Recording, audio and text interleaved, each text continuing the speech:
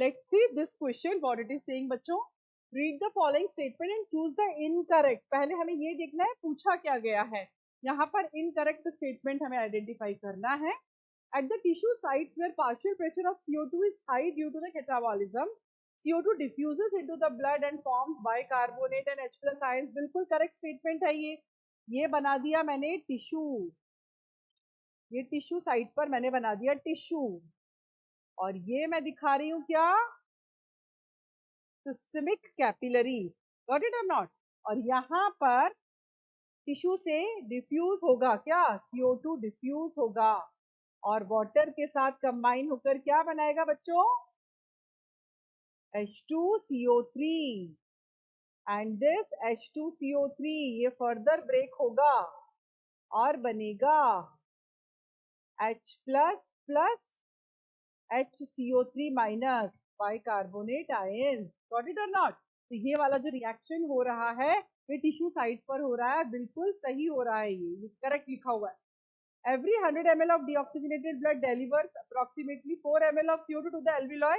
Alveolar region पर 100 ml blood से deoxygenated blood से 4 ml ऑक्सीजन alveoli के पास चला जाता है. बिल्कुल करेक्ट है ये. Higher temperature is favorable for dissociation of oxyhemoglobin.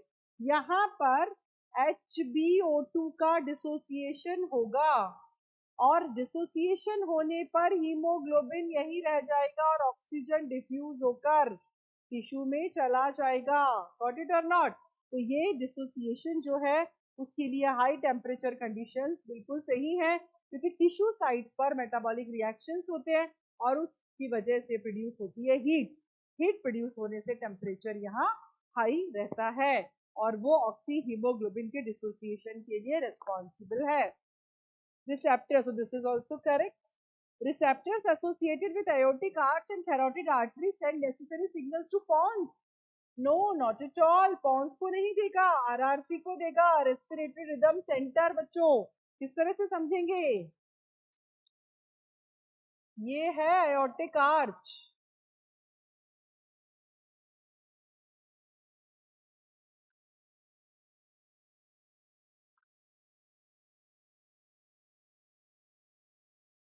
It is like this. और ये है कैरोटिड आर्टरी जो कि ब्रेन तक ब्लड ले जा रही है और यहाँ पर सेंसिटिव रिसेप्टर्स प्रेजेंट हैं.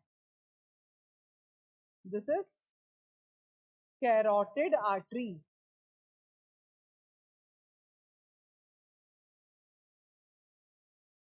Aortic arch.